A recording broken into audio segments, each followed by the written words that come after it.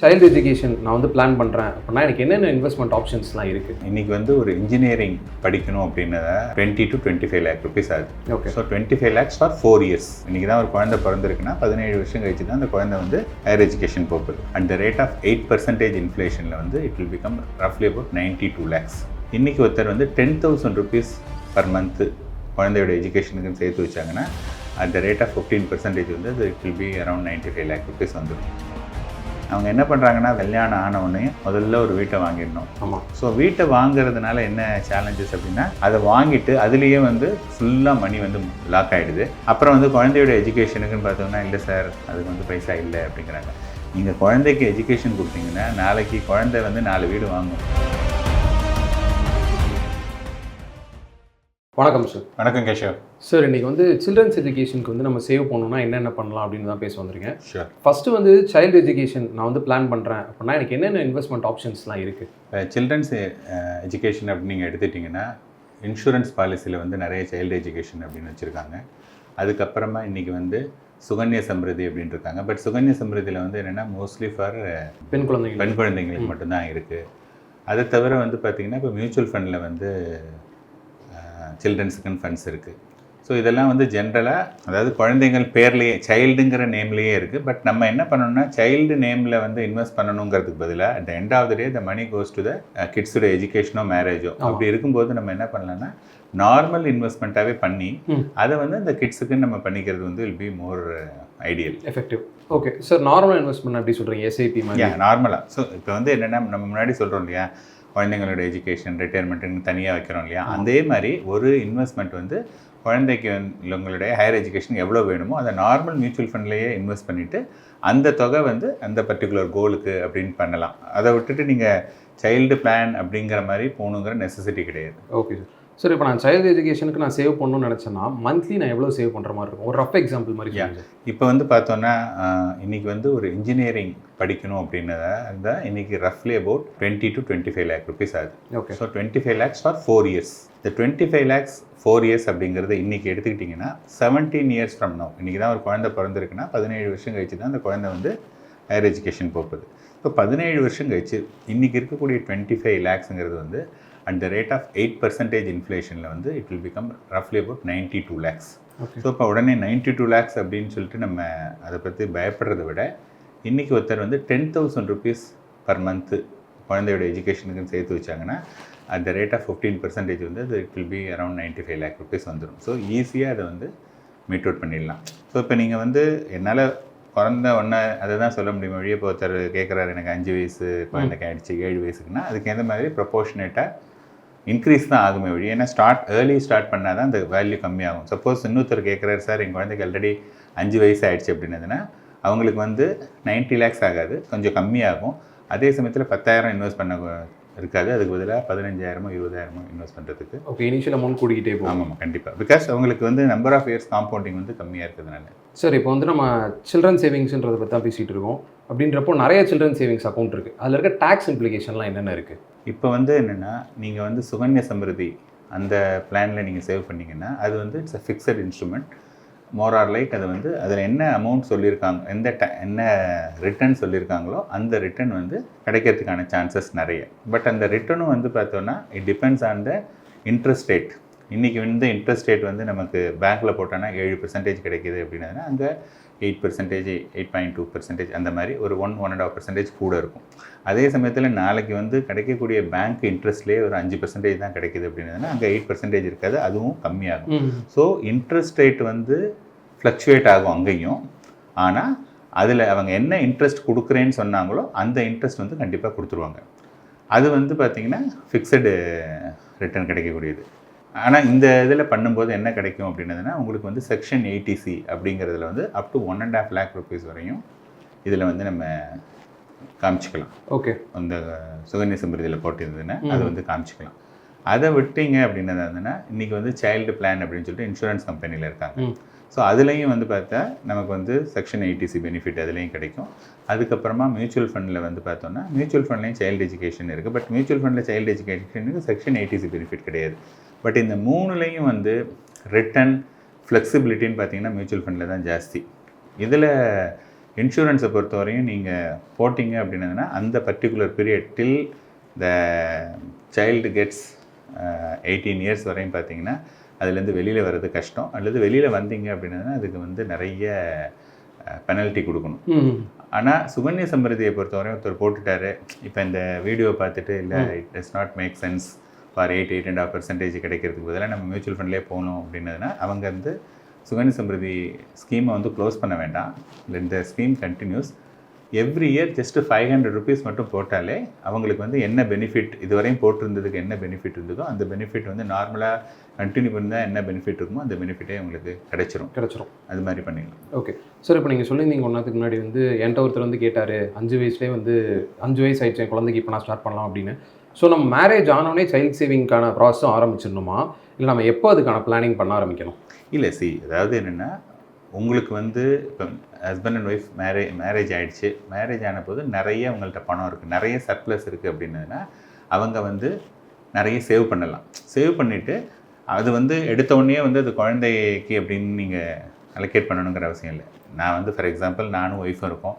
நான் 1 லட்ச ரூபா சம்பாதிக்கிறேன், ஒய்ஃப் ஒரு 60,000 ரூபா சம்பாதிக்கிறேன்னா 1,60,000 ரூபா வந்து எங்களுக்கு மந்த்லி வருது. எங்களுக்கு எல்லா செலவும் போக 60,000 ரூபா தான் வருதுன்னா 1 லட்ச ரூபா மந்த்லி நிற்குது அப்படின்னதுன்னா நான் ஒரு 75,000லேருந்து 80,000 rupees எஸ்ஐபி போட்டுட்ருக்கேன். ஓகே, இன்றைக்கி வந்து எனக்கு ஒரே ஒரு கோல் வந்து நான் ரிட்டையர்மெண்ட்டுன்னு வச்சுட்டு அதுக்கு போட்டுகிட்டே இருக்கேன். ஒரு 1 year கழிச்சு குழந்தை பிறக்குது, அதாவது 2 years கழிச்சு குழந்தை பிறக்குது அப்படின்னதுன்னா அது ஆண் குழந்தையா பெண் குழந்தையா? ஆண் குழந்தை அப்படின்னா எஜுகேஷன் மட்டும் பார்த்துக்கிட்டா போதும். பெண் குழந்தை அப்படின்னா எஜுகேஷன் ப்ளஸ் மேரேஜ் பார்க்கணும். இப்போ பொன் குழந்தை வந்தது அப்படின்னா அதுக்கப்புறமா இந்த மணியில் ஒரு அமௌண்ட்டை வந்து குழந்தையோட எஜுகேஷனுக்குன்னு அதை வந்து ஜஸ்ட்டு நம்மளாக அதில் வந்து பார்க் பண்ணி வச்சுக்கலாம். ஓகே, அதாவது அங்கேயே போயிட்டு இது குழந்தையோட எஜுகேஷன் சொல்கிறது கிடையாது. இது everything is your money. Just நீங்கள் வந்து அது ஒரு பக்கெட் பண்ணுறீங்க இது குழந்தைக்கு அப்படின்னு சொல்லிட்டு. ஸோ அந்த மாதிரி கண்டினியூ பண்ணிகிட்டே போனீங்கன்னா ஈஸியாக மீட் அவுட் பண்ணிடலாம். நீங்கள் வந்து ஃபஸ்ட்டு இதெல்லாம் விட்டுட்டு இப்போ நிறைய பேர் என்ன பண்ணுறது அதுன்னா இந்த குழந்தைங்களோட எஜுகேஷன் ரிட்டையர்மெண்ட் இதை வந்து took it as a last priority. அவங்க என்ன பண்ணுறாங்கன்னா வேலைக்கு அதாவது கல்யாணம் ஆன உடனேயும் முதல்ல ஒரு வீட்டை வாங்கிடணும். ஆமாம். ஸோ வீட்டை வாங்குறதுனால என்ன சேலஞ்சஸ் அப்படின்னா அதை வாங்கிட்டு அதுலேயே வந்து ஃபுல்லாக மணி வந்து லாக் ஆகிடுது. அப்புறம் வந்து குழந்தையோட எஜுகேஷனுக்குன்னு பார்த்தோம்னா இல்லை சார் அதுக்கு வந்து பைசா இல்லை அப்படிங்கிறாங்க. நீங்கள் குழந்தைக்கு எஜுகேஷன் கொடுத்தீங்கன்னா நாளைக்கு குழந்தை வந்து 4 வீடு வாங்கும். நீங்கள் வந்து வீட்டை இன்றைக்கி ஒரு வீட்டை மட்டும் வாங்கி கொடுத்தீங்கன்னா அந்த வீடும் பெருகாது, குழந்தையோட எஜுகேஷனும் வளராது. அதனால் நம்மளுடைய ஃபோக்கஸ் வந்து பார்த்தோன்னா more of child education through mutual ஃபண்டும் போது பார்த்தோன்னா அதில் ஃப்ளெக்சிபிலிட்டி நிறைய இருக்குது. ஓகே, அதனால தான் வந்து நாங்கள் இந்த ஆல் த 3 வந்து பார்த்தீங்கன்னா this will be more beneficial. Okay sir, இப்போ நான் என் சைல்டு எஜுகேஷனுக்கு வந்து நான் சேவ் பண்ணிகிட்டு இருக்கேன். என் பையன் வந்துட்டு பையனோ பொண்ணோ வந்து காலேஜ் போகிற வயசு வந்துட்டாங்க அப்படின்னா என்னோட இன்வெஸ்ட்மெண்ட்டில் நான் என்னென்ன அட்ஜஸ்ட்மெண்ட்ஸ்லாம் பண்ணணும்? ஃபர்ஸ்ட் ஆஃப் ஆல் நம்ம வந்து ஒரு குழந்தை பிறந்தவொடனே நம்ம சேவ் பண்ணும்போது நமக்கு வந்து ஒரு கிளியர் கட் மேப் தெரியாது. அதாவது லாங் டேர்மில் குழந்தையோட எஜுகேஷனுக்கு பணம் வேணும் அது மட்டும்தான் தெரியுமே ஒழிய அந்த குழந்தை என்ன கோர்ஸ் படிக்க போகுது. ஓகேயா, இன்றைக்கி வந்து என்னென்னா குழந்தைங்க வந்து நிறைய பேர் என்ன கோர்ஸ் சேர்றதுங்கிறது வந்து இந்த பியர் ப்ரெஷர். என் ஃப்ரெண்ட்ஸு நாங்கள் ஒரு 10 பேர் இருக்கோம், 10 பேரில் 7-8 பேர் வந்து ஒரு பர்டிகுலர் கோர்ஸ் சேர்ந்துட்டாங்கன்னா I also wanted to join that course. அந்த மாதிரி இன்றைக்கி நிறைய விஷயங்கள் நடக்குது. ஸோ அப்படி இருக்கும்போது என்னென்னா நீங்கள் வந்து என்ன பிளான் பண்ணால் கூட நாளைக்கு வந்து அது மாறலாம். இது வந்து நம்பர் 1. நம்பர் 2, இன்றைக்கி வந்து கோயிங் அப்ராட் ஃபார் ஹையர் எஜுகேஷனுங்கிறது இன்றைக்கி ஆர்டர் ஆஃப் த டே. ஏர்லியரில் வந்து பார்த்தோன்னா போஸ்ட் கிராஜுவேஷனுக்கு தான் மோஸ்ட்லி போயிட்டு இருந்தாங்க. இன்றைக்கி கிராஜுவேஷனுக்கே வந்து நிறைய பேர் போக ஆரம்பிச்சிட்டாங்க. ஸோ அப்போ வந்து இன்றைக்கி நார்மலாக ஒரு குழந்தை 2 குழந்தை இவ்வளோ தான் இருக்கிறதுனால 2 பேரண்ட்ஸ் ஏர்ன் பண்ணுறதுனால they also wanted to give the best education. So அப்போ என்ன ஆகுதுன்னா எகெயின் அவங்க வந்து அந்த குழந்தையோட எஜுகேஷன் இவ்வளோ நாளாக பிளான் பண்ணது வந்து இந்தியாவில் படிக்கிற மாதிரி now they wanted to send it abroad. So இந்த மாதிரி சேஞ்சஸ்லாம் வந்தது அப்படின்னா நம்ம முன்னாடி ஆரம்பித்த அதே 10,000 ரூபாங்கிறது வந்து பத்தாது. அதுக்கப்புறமா ஹேவ் டு ஸ்டெப் அப் பண்ணணும், அதை இன்க்ரீஸ் பண்ணணும். நடுவில் வந்து ஒரு லம்சம் அமௌண்ட் அந்த மாதிரி விஷயங்கள் பண்ணலாம்.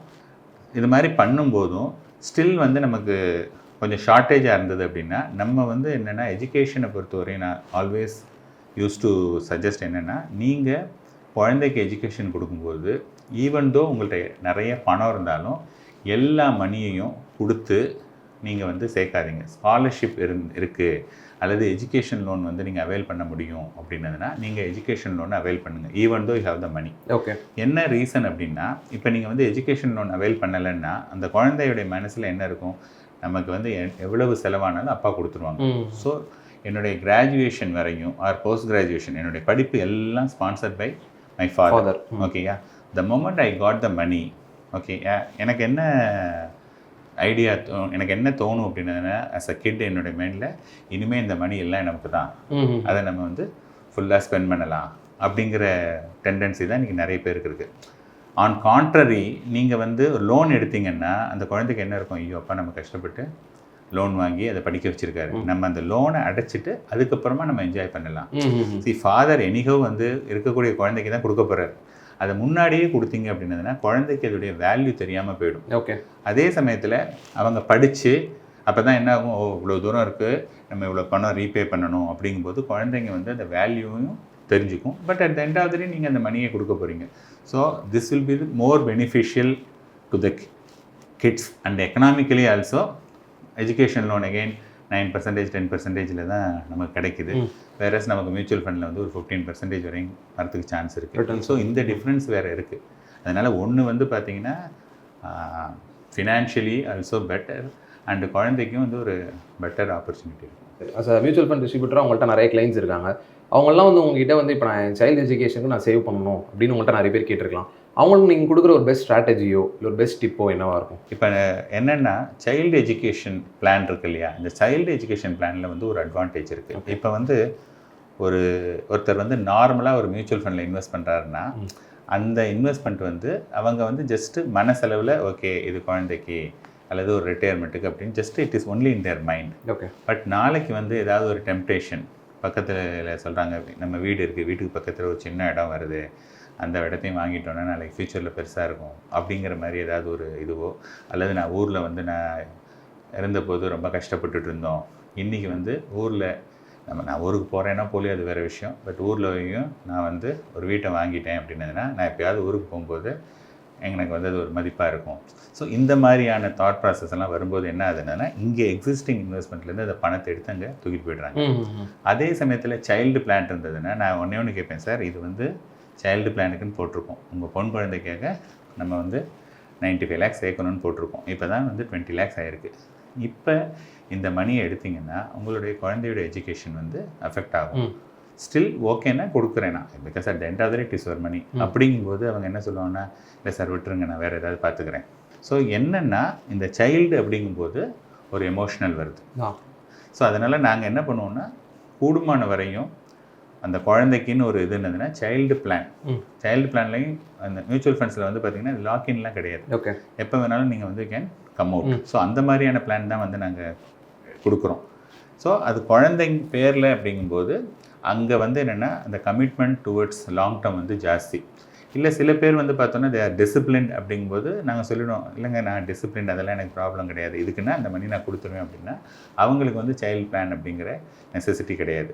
ஸோ நீங்கள் வந்து ஒரு இன்சூரன்ஸில் சைல்டு பிளான் எடுக்கிறதோ அல்லது சுகன்யா சம்ருதி இந்த மாதிரி ஃபிக்ஸட் ரிட்டர்னில் போகிறதோ வந்து not advisable for a long term. ஏன்னா நம்ம இந்த குழந்தையுடைய எஜுகேஷன் லாங் டேர்ம் அப்படிங்கும்போது நம்மளோட இன்வெஸ்ட்மெண்ட் ஷுட் பி அக்ரெசிவ். அந்த வாலட்டிலிட்டி வந்து will get adjusted over a period of time. Okay sir, ரொம்ப நன்றி சார். நன்றி.